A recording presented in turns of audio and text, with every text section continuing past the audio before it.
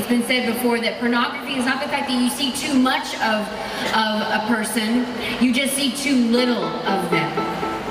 That we're not just a collection of body parts, that we are a whole person that has value and dignity.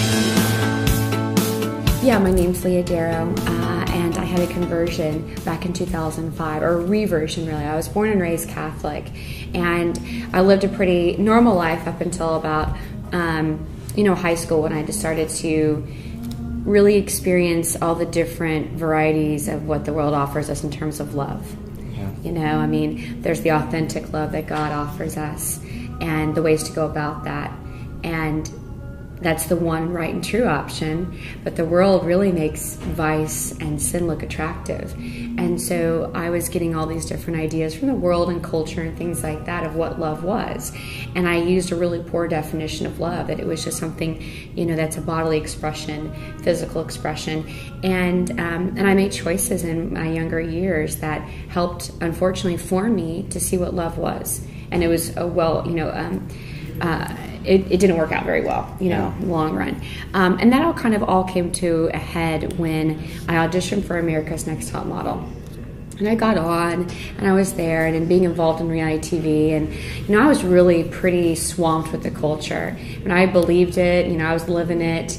I told people that I was Catholic, yet I was still, living with my boyfriend and using contraceptives through Planned Parenthood and doing all those things, getting drunk on the weekends, and just really not caring, just doing whatever I wanted to do whenever I wanted to do it, living by the theology of me, And so after I was eliminated on America's Next Top Model, I made a choice to take this job with an international magazine. And this international magazine asked me to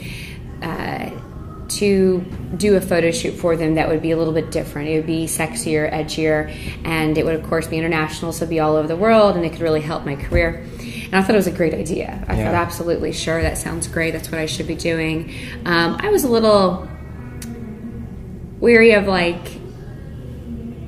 if I should do that or not. I think my conscience was really speaking and wondering, asking me, Leah, is this a good idea? But I ignored my conscience, and I went ahead and I did the photo shoot. And to make a long story short, it was in the middle of that photo shoot where God really touched my heart in a very profound way.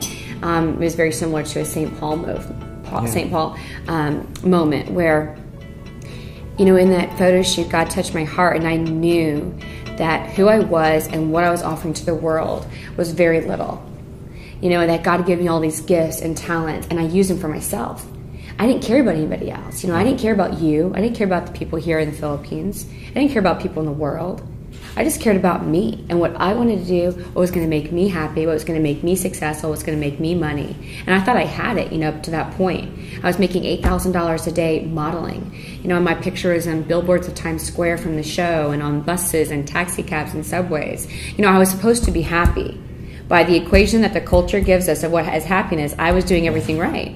And yet I wasn't happy, and that's when, that moment happened in the photo shoot, and God touched my heart. And in that moment, in that very big moment that I kind of had this realization of, what are you doing?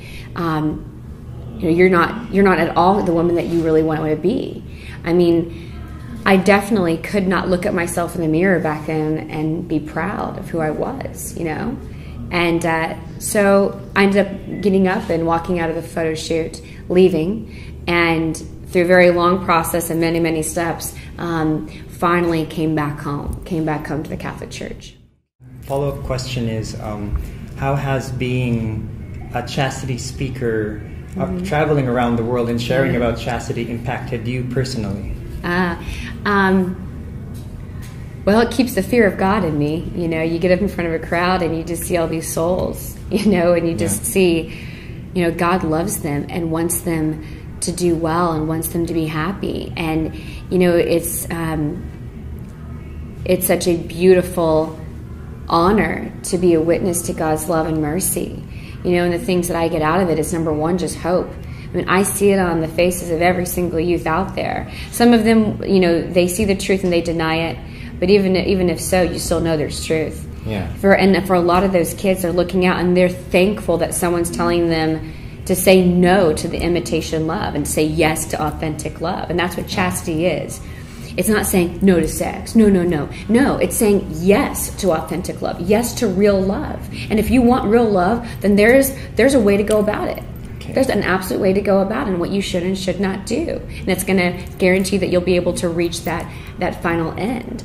And so when you see that on the looks of the youth, when you see it on the looks of people's faces, I mean, that just gives me hope. It gives me such energy to keep going, to keep doing it, and to know that God is on our side. You know, we're not alone at this. I mean, so of course I have hope. God is there.